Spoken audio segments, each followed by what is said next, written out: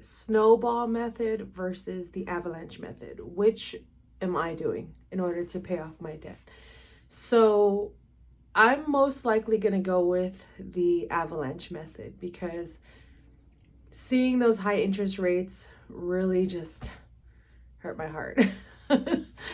And seeing how much I pay on a monthly basis and only a small percentage of that is actually going to the debt, it just hurts. It hurts too hard to see. It hurts too much to see. I can't even speak about it because I'm so just distraught at the whole process, honestly. And I feel like the sooner I can get the bigger credit cards out of the way, the better.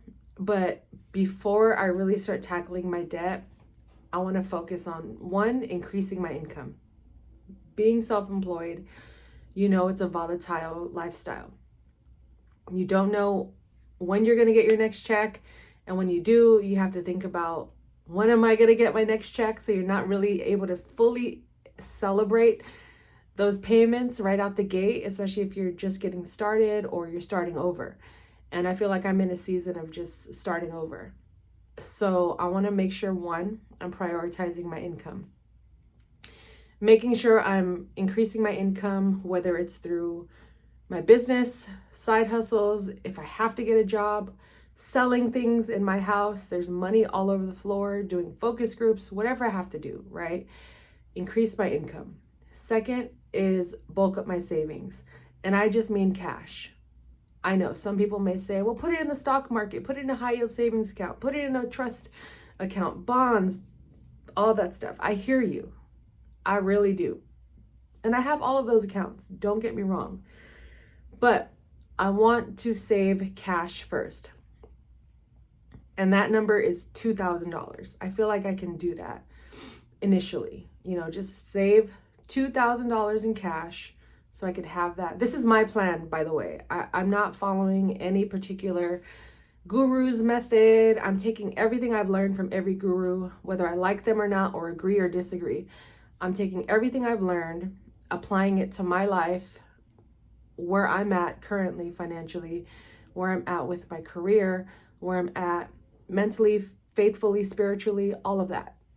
And seeing and making sure this works. Because I know no matter what, the debt's going to get paid one day. But if I'm not taking care of me first and I'm prioritizing this debt over my mental health, over my faith, over God, then I'm doing it all wrong. So let's start this over. Increase my income, bulk up my savings, avalanche method. No, faith, God, always first. Increasing my income, bulking up my savings at a minimum of $2,000 saved. Then I can start thinking about other accounts I want to, increase, like my stock accounts, my high yield savings accounts, my bonds, all of that. And then avalanche method. And for those wondering, well, why don't you use your savings just to pay off your debt? Well, first of all, there's not much. There's not much in those accounts. I am grateful to have those little bit of cushion, but I spent the last year really trying to resolve who am I, where am I, and what am I doing. And I'm very fortunate that I had a savings to lean on, to access in this last year of just grieving, allowing myself to grieve a loss that I experienced in 2019. I didn't start grieving it until 2023. And having to get my teeth done, another topic of conversation that we can get into.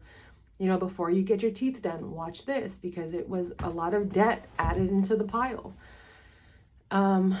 which is actually a debt I'm not that worried about, because that payment's not that high, and when I pay it, it goes straight to the loan. The interest is not that high, so I'm very grateful for that. But it is the credit cards that I'm really concerned about, but not more concerned about than I am my own mental health, my spiritual walk, my savings, my cushion, Those things are more important. And I think through this process, I had to realize that, because I was spiraling. I was spiraling trying to get these debts paid, and I was doing it every month, just getting by, and no dents were put into this debt. So now I feel like I have to start a whole new journey, because what worked maybe 10 years ago is not working for me today. And that's why I want to document this and talk about it, because I know I'm not the only one going through this.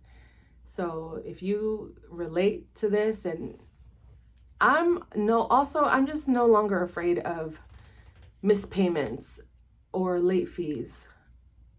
I've called them several times and tried to negotiate payment, late payment fees, and gotten them removed from my account, which is a blessing. But at the same time, I'm like, why does it have to be so extreme?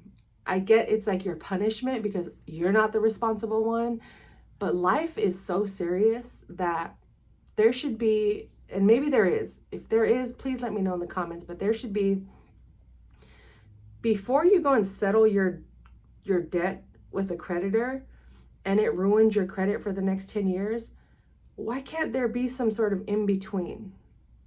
Like, why don't we negotiate your credit card down to $1,000 instead of $5,000, and the other $4,000 we won't forgive, but we will just tack on more interest, but now you only have $1,000 worth of credit. Something like that. And maybe there is, I don't know, because this is the first time in many, many years and over a decade that I'm enduring this. But I really want to challenge the system and figure out, aside from why people are in debt, because there are a lot of people that think like, oh, you're so irresponsible with your money, you could have just gotten a job. It's so much deeper than that. And I really hope people understand it's so much deeper than that. It is, one, it's the person, the personality, their life experiences, their mental health.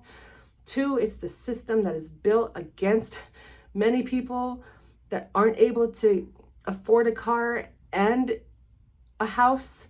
So it may cause them to be late. Again, a whole separate conversation for another day, but maybe me getting into debt is going to force me to do some digging and some research that I've never done before, because I'm not afraid to call these credit card companies and say, hey, you're not going to get your payment this month. What can we do to resolve this? Not just for me, but for the next person, and I'm more than willing to share the conversations that I do have, or at least the aftermath of it, because I don't think it's fair to gatekeep that information. And I'm going to do my best to research and watch videos and read books, which I always am, doing the work, but you also have to do your part as well. But I want to get to the root of my own issues and figure out what is it that I'm doing wrong. And if there are options in order for me to decrease my financial debt without having to settle my credit cards and then ruin my credit for the next 10 years, and I can never buy a house, I can never be a homeowner or own a car again, I want to figure this all out. So that's where I'm at, and I'm going to leave it at that for now, but there has to be a better solution. And I don't even know where I started in this video, but 9 minutes in, I hope you're still with me. If you haven't already, please subscribe. It's your girl Lilz, and this is another episode of Lilz and Homes, my debt-free journey, and welcome for the ride. We're all a community in this, and we're going to get through this together. $1 at a time. Are you ready? Let's go.